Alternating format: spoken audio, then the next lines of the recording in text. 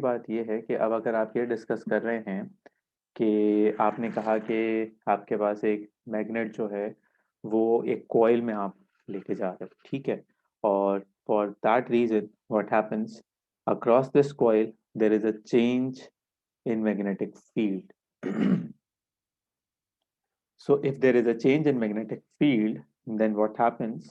Charges within this coil, they tend to move. As a result, there is a current flow established. अच्छा, what's next? Current भी आ रहा है इसके अंदर। कोई बता सकता है इस करंट के फ्लो के बाद यहाँ कौन सा एक्सटर्नल और एक जो है वो फैक्टर है जो आ सकता है, या ये कह लो कि इसका कोई और कॉन्सिक्वेंस हो सकता है कि इस कॉइल में अब अगर करंट आ गया है तो मैग्नेटिक फील्ड। जबरदस्त। अब मुझे जरा ये बताएं कि ये कौन सी मैग्नेटिक फील्ड होगी जिसकी आप अभी बात कर रहे हैं।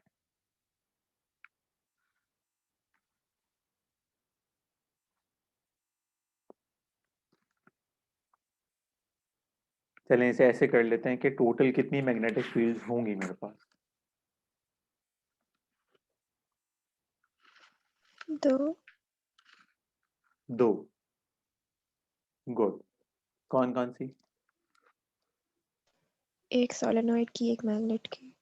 अच्छा, अब मुझे ये बताएं जरा, this is Nabiha I guess, है ना। ये बताएं कि सोलिनॉइड की फील्ड क्यों आ रही है, क्वेश्चन।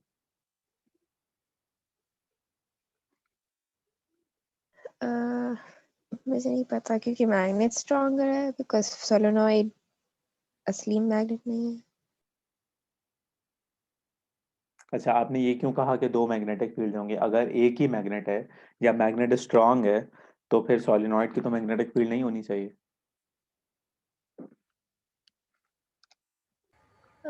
सोलेनॉइड में पार्टिकल्स अरेंज हो जाते हैं तो वो मैग्नेट की तरह एक्ट करते हैं।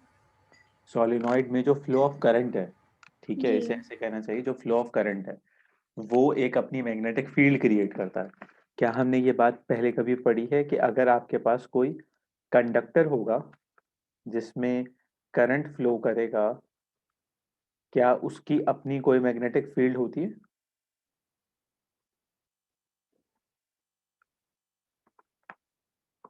कोई भी कंडक्टर जिसमें करंट हो क्या उसकी अपनी कोई मैग्नेटिक फील्ड होती है?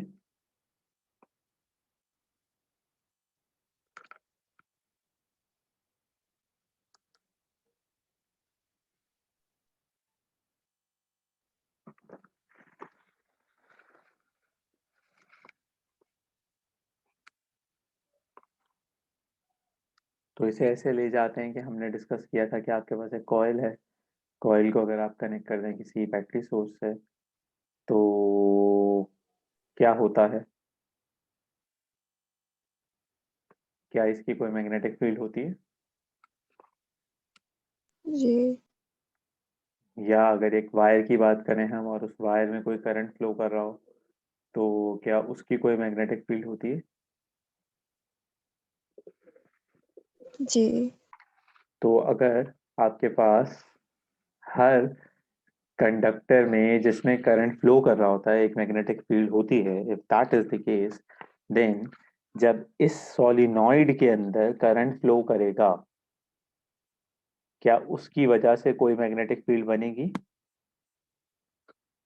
जी जी। होगी। जबरदस्त। दैट मीन्स अब यहाँ पे टोटल टू मैग्नेटिक फील्ड्स हैं, ठीक है। एक तो है आपके पास आपके परमानेंट मैग्नेट की,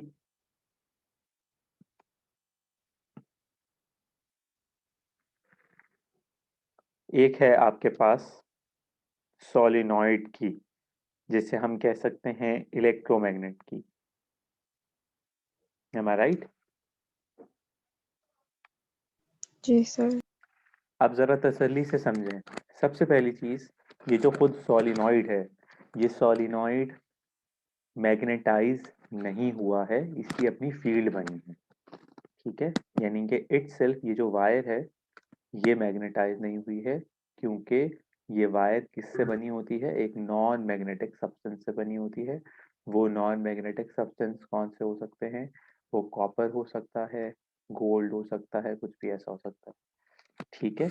तो इसके अंदर जो करंट जा रहा है उसकी वजह से ये मैग्नेटाइज हुआ है, उसकी वजह से मैग्नेटिक फील्ड बनी है। तो अब हमारा पूरा कंक्लूजन ये है कि हमारे पास there are two magnets, one is the permanent magnet and the other one is the electromagnet. लेकिन अगर सोचो मेनली, तो परमानेंट मैग्नेट रिस्पॉन्सिबल है ना इलेक्ट्रोमैग्नेट बनाने के लिए, एम आई राइट?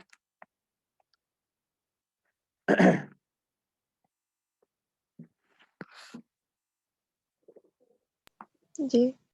क्योंकि अगर आप परमानेंट मैग्नेट ना लेके आते इसके पास, तो इसमें कभी करंट नहीं आता, इसमें कभी करंट नहीं आता, तो इसकी फील्ड भी नहीं बनती। क्योंकि आप मैग्नेट लेके आए हो, मैग्नेटिक फील्ड लाइन जिसमें से पास हुई हैं, चेंज हुई हैं, और फिर इसमें करंट फ्लो स्टैब्लिश हुआ है और तभी इसकी फील्ड बनी। दैट मीन्स ये जो आपके पास सोलिनॉइड है या ये जो इलेक्ट्रोमैग्नेट है आपके पास जो बना है, ये बेसिकली इफेक्ट है। इसका कॉज क्या है? इसका कॉज है परमानेंट मैग्नेट। वो कॉज जो अपने क्या कहते हैं आने की वजह से करंट बना रहा है, तो करंट बनने की वजह से जो फील्ड बन रही है that is an effect, am I right? तो एक है कॉज और दूसरा क्या है? इफेक्ट। ठीक है, अब ये दो टर्म्स आपने याद रखनी है क्योंकि हम आगे अपनी अप्रोच में इसको यूज कर रहे होंगे। यहाँ तक सबको बात समझ में आती है जी सर। कि आपके पास एक दफा का जी। जिक्र है, मैग्नेट था, मैग्नेट जो है वो आया और मैग्नेटिक फील्ड चेंज होती रही, चेंज होती रही, और आपके पास क्या एस्टैब्लिश हो गया? करंट एस्टैब्लिश हो गया। करंट एस्टैब्लिश हुआ तो आपके पास एक जो है वो मैग्नेटिक फील्ड बनी है जो सेकेंडरी मैग्नेटिक फील्ड है या इफेक्ट है। ठीक है, अब आते हैं मजे की बात, देखते हैं यहाँ क्या होता है। तो ये क्या कह रहा है? As a magnet move towards the solenoid, its magnetic field lines cut the coils of the solenoid. We say that the magnetic lines of forces or magnetic flux linking the coils have changed. When this happens, a galvanometer connected to the coil registers a momentary deflection. When the magnet is stationary in the solenoid, there is no deflection as there is no change in the magnetic flux linking the coil. When the speed of the magnet is increased, the rate of the change of magnetic flux increases and the deflection registered increases. ये सारी discussion हमारी होगी। ठीक है, अब आते हैं इसके ऊपर स्टेटमेंट का रट्टा लगाना पड़ेगा पूरा as it is, no choice. Faraday's law of electromagnetic induction states that the magnitude of the induced EMF in a circuit is directly proportional to the rate of change of magnetic flux. इसको याद करने का आसान तरीका, EMF की बात कर रहा है और बात कर रहा है rate of change of magnetic flux की। तो मैग्नेटिक फ्लक्स के लिए हम यूज कर लेते हैं, इसका वैसे सिंबल होता है ऐसे फाई बनाते हैं और छोटा सा एम लिखते हैं। ये याद ना करें आप, ये याद कर लें आप आपके लिए। तो रिलेशन ये बनेगा, क्या मतलब है? The magnitude of induced EMF is directly proportional to rate of change of magnetic flux. ठीक है, अब एक क्वेश्चन आ रहा है। सबसे पहली चीज, ईएमएफ तो होता था इलेक्ट्रोमोटिव फोर्स जो किसी सेल सोर्स की या किसी बैटरी सोर्स की ड्राइविंग पावर होती थी या किसी चार्ज को चलाने की ताकत होती थी across many components in a complete circuit. अभी ये नया आया है इंड्यूस्ड ईएमएफ। ये इंड्यूस्ड ईएमएफ क्या है? तो इंड्यूस्ड ईएमएफ है बेसिकली एक ऐसा ईएमएफ जो इनडायरेक्टली इंड्यूस हो रहा है।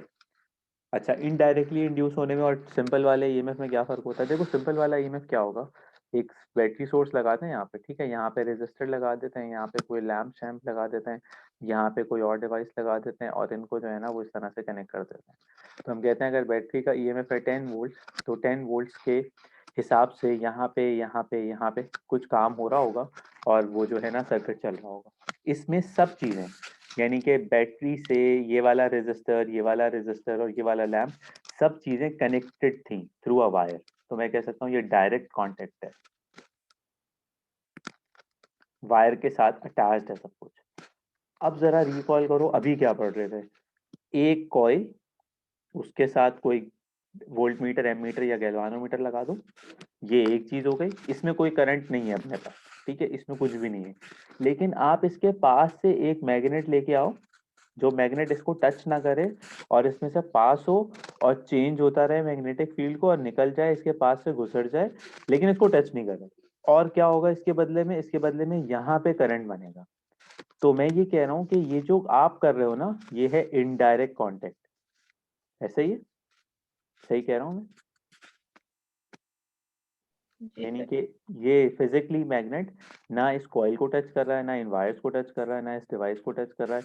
यानी कि इन चार्जेस के साथ इसका कोई डायरेक्ट कांटेक्ट नहीं है कि ये धक्का लगा रहा है और इसको, ये सिर्फ फील्ड के तौर पे इंटरैक्ट कर रहा है। बात समझ आई?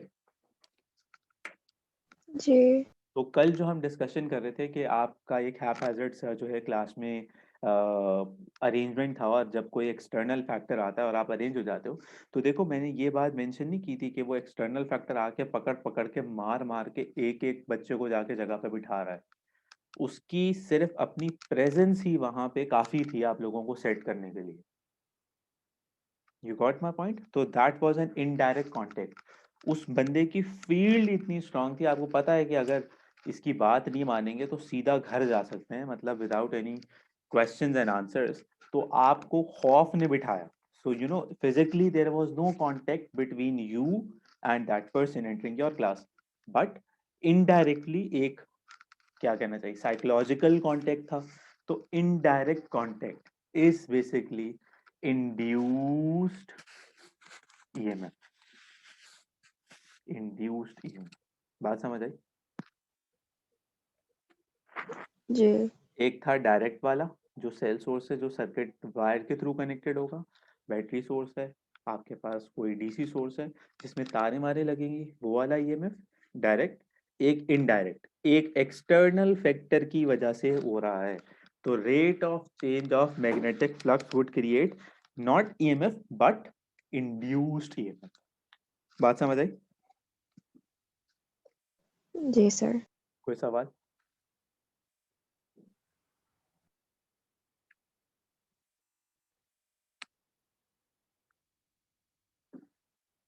अच्छा, अब आते हैं इस बात के ऊपर कि अगर हम ये कह रहे हैं ना कि ये है इनडायरेक्ट कांटेक्ट, ठीक है, इनडायरेक्ट कांटेक्ट का मतलब हमने एस्टैब्लिश कर लिया। अब हम कह रहे हैं magnitude of induce EMF is directly proportional to rate of change of magnetic flux. यानी कि क्या मतलब इस बात का? ईएमएफ आएगा उस वक्त आएगा जब मैग्नेटिक फ्लक्स का rate, magnetic flux with respect to time change हो रहा हो।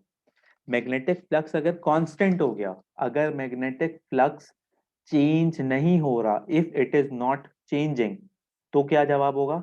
तो जवाब ये होगा कि अगर ये फ्लक्स चेंज होना बंद हो गया तो जीरो ईएमएफ आएगा, no EMF, no induced EMF. क्यों? क्योंकि चेंज होने का मतलब था कि मैग्नेट आया, मैग्नेट ने अप्रोच की और मैग्नेट ने रिलीज किया इसे, और मैग्नेट बार बार आ रहा है जा रहा है आ रहा है जा रहा है, तभी ये काम हो रहा हो। लेकिन अगर, यानी कि हमने उसको कल कैसे डिस्कस कर रहे थे कि क्लास में कोई आया, आप लोग अपनी जगह पे बैठे, फिर वो गया, फिर आप लोग अपनी जगह से उठे, फिर वो आया, फिर आप अपनी जगह पे बैठे, फिर वो गया, फिर आप अपनी जगह से उठे। लेकिन अगर वो आके खड़ा हो गया तो आप अपनी जगह पे बैठे रहेंगे। ठीक है? तो ये जो चेंज है ये जरूरी है। अगर चेंज नहीं हो रहा होगा तो फिर कोई ईएमएफ वगैरह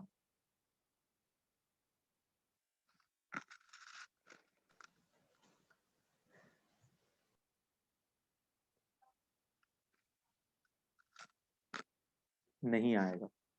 इज इट क्लियर? सर अगर मैग्नेट प्रेजेंस हो लेकिन लाइक इट वोंट मूव, और अगर मैग्नेट ना हो और कोई चेंज नहीं आ रहा है, दोनों में ईएमएफ जीरो होगा। दोबारा बोलो। लाइक आपने अभी बोला है ना कि मैग्नेट की प्रेजेंस में लाइक ये, जैसे अगर कीजे की प्रेजेंस में हम लोग हिलेंगे नहीं, just just like the magnet and the like current की चीज।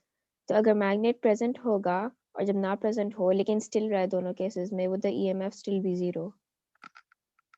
देखो बेटा, अगर मैग्नेट है ही नहीं, if it is not present, तो you know your entire story is zero. कुछ भी नहीं होगा ना, फिर तो कहानी ही नहीं है, फिर इसमें कहाँ से आएगा करंट? सबसे बड़ा question.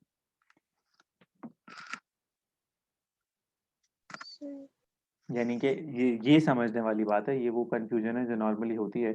There was a coil and that coil is not connected to any source. यहाँ पे कोई सेल बैटरी वगैरह नहीं लगी हुई है, यहाँ पे तो एक सिंपल सा डिवाइस लगा हुआ है। अब मुझे बताओ, जब इसमें इस कॉइल के आसपास कोई भी चीज नहीं है, ना कोई सेल है ना कोई बैटरी है, so what should you register on that this device, what you would see on this device? You see nothing, it's zero. जी। चेंज उसी वक्त आएगा ना जब क्या होगा, कोई मैग्नेट होगा।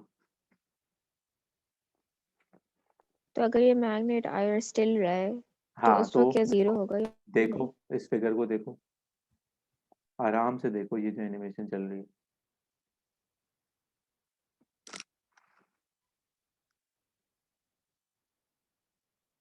अच्छा। सही है, यानी कि जी। जब स्टिल रहेगा तो जीरो हो जाएगा, चाहे मौजूद भी हो, कोई फर्क नहीं पड़ेगा। तो take it as an again analogous to what we have discussed. तुम लोग क्लास में बदतमीजी कर रहे थे, हिल रहे जुल रहे थे, इधर उधर घूम फिर रहे थे, एक्सटर्नल फैक्टर आया तो अपनी जगह पे बैठे रहोगे ना? जी। जब तक वो है तब तक बैठे रहोगे, जी सर। जब तो वो जाएगा फिर उठोगे। जी, समझ समझ आई गए। बात? ये वाला, जी। यानी कि यहाँ तक I want every single of you to be very sure, क्योंकि अब इसके बाद जो होने वाला है ना वो है असल मसला। यानी कि अभी तक तो टॉपिक ही नहीं शुरू किया, समझ रहे आप? Is it clear to everyone? Is it very clear to everyone? Is everyone here not sleeping? Yes sir. Yes sir. अब आप तैयार हो जाएं, आप पूरे दिमाग के साथ, ये कुछ कुछ हो रहा है ना उसको छोड़ दें। अभी तक जो हमने बात की है, बहस की है, वो इस बात के ऊपर की है कि ठीक है, एक दफा का जिक्र है, एक मैग्नेट आया और मैग्नेट ने जो है ना आके पूरी दुनिया में करंट इंड्यूस कर दिया, कहानी खत्म हो गई। ठीक है, अब दूसरी बात जो अभी हम कर रहे थे ना उसी से रिलेटेड है। ये तो कॉज हुआ ना, इसका इफेक्ट क्या था? एक दूसरी मैग्नेटिक फील्ड, है ना? ऐसे ही था ना? जी। अब जी। एक है, चलें दो हो गए ना, एक यहाँ पे ऐसे कर लेते हैं, कॉइल की मैग्नेटिक फील्ड, इसकी मैग्नेटिक फील्ड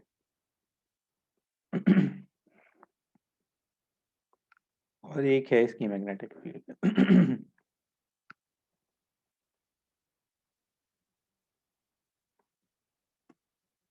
मुझे ये बताओ, क्या ये दोनों एक दूसरे को अट्रैक्ट या रिपेल कर सकता है? जी सर। वजह? जी। वजह? दोनों के पास मैग्नेटिक फील्ड है। दोनों मैग्नेटिक फील्ड है जबरदस्त, एक कॉज है और एक इफेक्ट है। ठीक है, दोनों मैग्नेटिक फील्ड है, दोनों हमेशा हमेशा हमेशा एक दूसरे के खिलाफ काम करेंगे, हमेशा हमेशा। इसकी वजह क्या है सर? वजह पे आते हैं, पहले अपने दिमाग में इंस्टॉल कर लें, हमेशा। Got it? यानी कि ये वो वाहिद मैग्नेटिक फील्ड्स हैं जो हमेशा क्या होंगे, रिपेलेंट होंगे।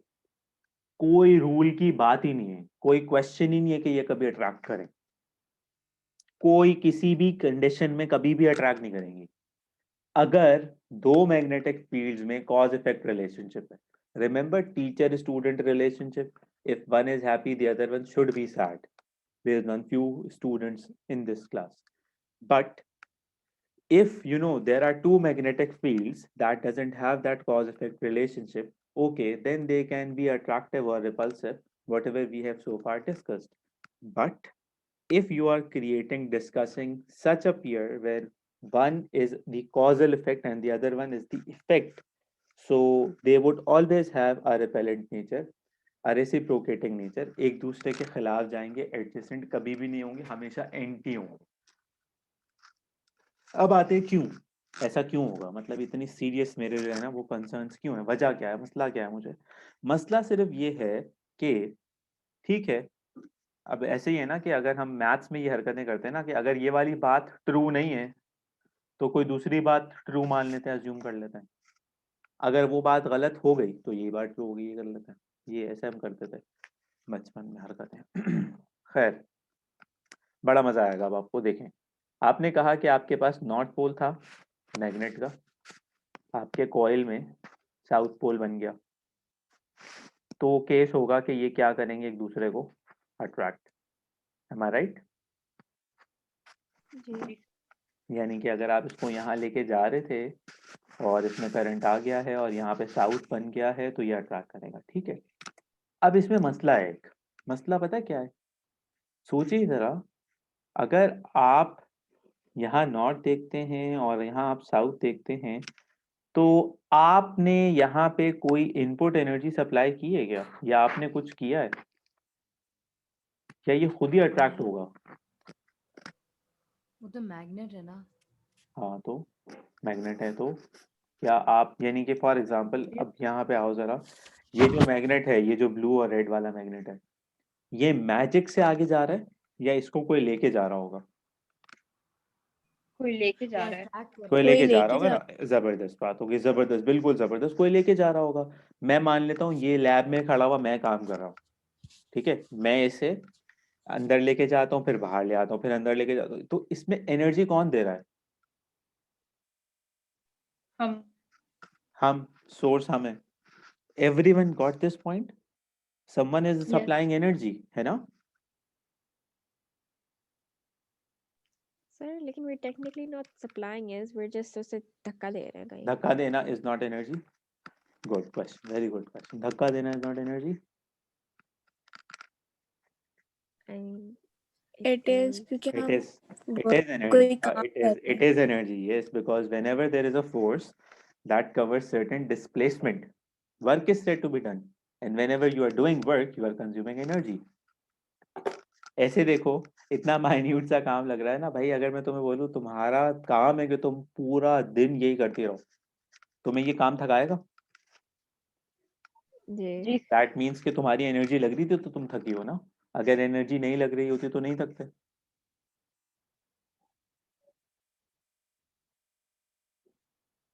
Got it?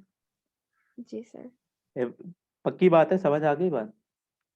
जी जी। यानी कि हम लैब में ये काम कर रहे हैं और लैब में मैग्नेट को लेके जाते हैं, लेके आते हैं, लेके आते हैं, लेके, तो हम एनर्जी दे रहे हैं। लेकिन अगर मैं आपसे ये कह दूं कि एक मैग्नेट मेरे हाथ में जो है उसका नॉर्थ है, और जो दूसरा कॉइल के अंदर बन रहा है या कॉइल जो फील्ड बना रहा है उसका साउथ है, तो क्या मुझे काम करना पड़ेगा या वो खुद ही अट्रैक्ट होगा? खुद अट्रैक्ट हो जाएगा। खुद ही अट्रैक्ट खुद होगा। तो जब मैं कोई काम नहीं करूंगा तो वो खुद ही अट्रैक्ट हो रहा होगा। अगर अगर वो खुद ही अट्रैक्ट हो रहा होगा और मैं कोई काम ही नहीं कर रहा हूं, तो क्या मुझे कोई एनर्जी मिलनी चाहिए या नहीं मिलनी चाहिए? I don't think so. मुझे समझ में नहीं आया, किसी ने कोई आंसर दिया तो। नहीं मिलनी चाहिए वजह क्योंकि क्यों नहीं you're मिलनी not चाहिए? doing it. क्यों नहीं मिलनी चाहिए? मसला क्या है? क्योंकि आप कुछ कर थोड़ी रहे, काम थोड़ी कर रहे कोई। तो मेरे काम Where's करने the से energy एनर्जी क्यों not मिलेगी? happening? मेरे काम करने से एनर्जी क्यों मिलेगी?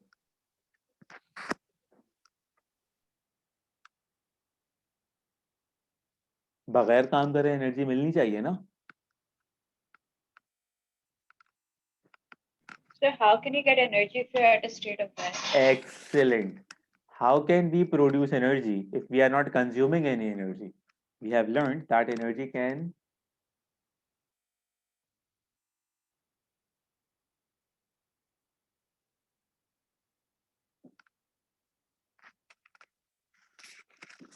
energy can Energy can transfer from one medium to another, but it cannot. be starting point. Energy can neither be created, it can never be destroyed, but it can only be changed.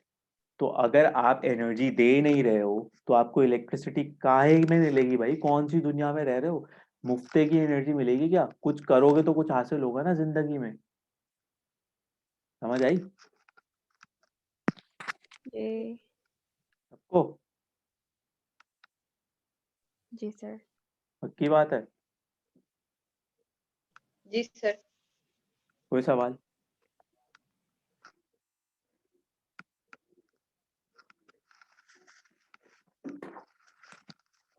असल में अभी आपको ये भी नहीं पता होगा कि आपको सवाल क्या करना चाहिए।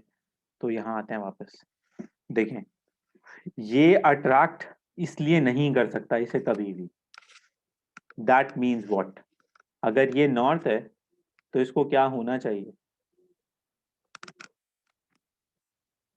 नॉर्थ। नॉर्थ होना नॉर्थ होना चाहिए। चाहिए। अच्छा, अब इससे क्या फायदा होगा? इससे फायदा ये होगा कि ये दोनों रिपेल करेंगे एक दूसरे को। जब आप नॉर्थ अंदर लेके आने की कोशिश करोगे, तो जब आप नॉर्थ अंदर लेके आने की कोशिश करोगे और आगे नॉर्थ बैठा होगा तो वो बोलेगा नहीं आओ, लेकिन आप जोर लगाएंगे, आप क्या देंगे?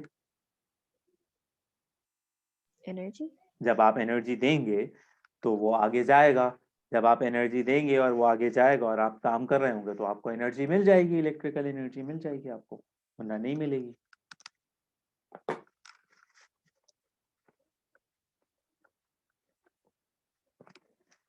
सर बात समझ आई?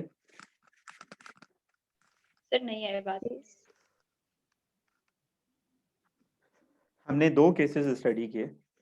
एक में हमने कहा कि आपके पास जो मैग्नेट है उसका आप नॉर्थ लेके आए, ठीक है। दूसरा भी हमने कहा कॉइल की वजह से, करंट की वजह से एक मैग्नेट बन गया वहां पे हमने कहा कि एक दूसरा जो है ना, वो दो पॉसिबिलिटीज है, या तो नॉर्थ होगा या साउथ होगा, और तो कुछ नहीं हो सकता ना।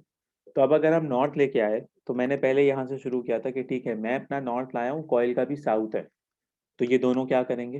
अट्रैक्ट करेंगे। अब ये दोनों जब अट्रैक्ट करेंगे तो क्या होगा? तो ये होगा कि जब अट्रैक्शन हो रही होगी तो हमें तो काम नहीं करना पड़ेगा, तो if we are not doing anything we shouldn't be getting anything, है ना।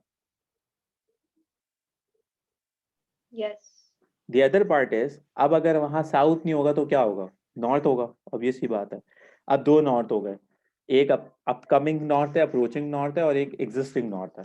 तो जब आप नॉर्थ को पुश करोगे दूसरे नॉर्थ के अंदर, तो वो तो बोलेगा ना नहीं आओ, but you would be working hard, आप मेहनत कर रहे होगे। तो जब आप मेहनत कर रहे होगे तो you will getting the output. Sir how are we getting the output जब हमारी एनर्जी जाया हो रही है? हमारी एनर्जी गुड, जबरदस्त, जाया नहीं हो रही, कन्वर्ट हो रही है एक फॉर्म से दूसरी फॉर्म में। तो जो मैं जी। एनर्जी दे रहा हूँ वो इलेक्ट्रिसिटी में कन्वर्ट हो रही है, यानी कि what I can say is the motion of this magnet is creating electricity. So इस मैग्नेट के पास मोशन से रिलेटेड कौन सी एनर्जी होगी? काइनेटिक एनर्जी होगी, वाइब्रेशनल एनर्जी होगी, मैकेनिकल एनर्जी होगी, और वो दूसरे एंड पे कौन सी मिल रही होगी? इलेक्ट्रिकल एनर्जी मिल रही होगी।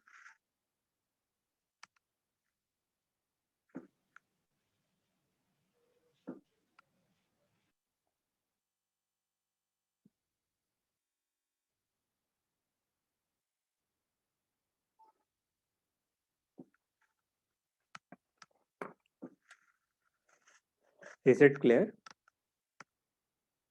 Yes sir. वरना एक और तरीके से भी हम समझ सकते हैं। देखो, अभी वापस क्लास में चलो ना। आप लोग क्लास में, मतलब एक एक यूटोपिया में रहते हैं। यूटोपिया मतलब क्लास में टीचर नहीं है, ठीक है। और वो जो क्या कहते हैं, क्लास है ना, वो टीचर के साथ बे इंतहा जो है ना मोहब्बत करती है, जो टीचर आने वाला है, मतलब फैन है ना उसकी, मतलब बिल्कुल। अब सोचें, जब वो आने वाला होगा, ठीक है, तो पहले से क्लास में क्या कोई बदतमीजी हो रही होगी या क्लास सेट होगी? बिल्कुल बिल्कुल सेट हो रही बिल्कुल क्लास सेट से होगी ना, यानी कि उस टीचर को आगे कोई काम ही नहीं करना पड़ा। am I right? जी। यानी कि वो जो डिस्टर्बेंसेस होती हैं उसको खत्म करने के लिए उसकी कोई एफर्ट नहीं लगी, है ना। तो ये इंसान को हम समझा सकते हैं कि भाई वो, मतलब इंसान की इंसान से अफेक्शन होती है।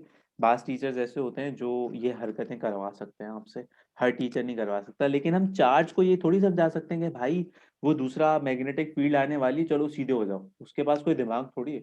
उसका काम क्या है? यानी कि जो चार्ज कॉइल के अंदर है वो है जिद्दी बच्चा, उसको हमेशा अपनी मर्जी करनी है। तो आपको उसको इंसान का बच्चा बनाने के लिए क्या करना पड़ेगा? तमीज से बैठाना पड़ेगा। मेहनत करनी पड़ेगी। इन शॉर्ट, तमीज से बिठाना पड़ेगा, डांटना पड़ेगा, लगाना भी पड़ेगा उसको, कुछ भी करना पड़ेगा कि चलो तुम मेरे साथ। समझ आई?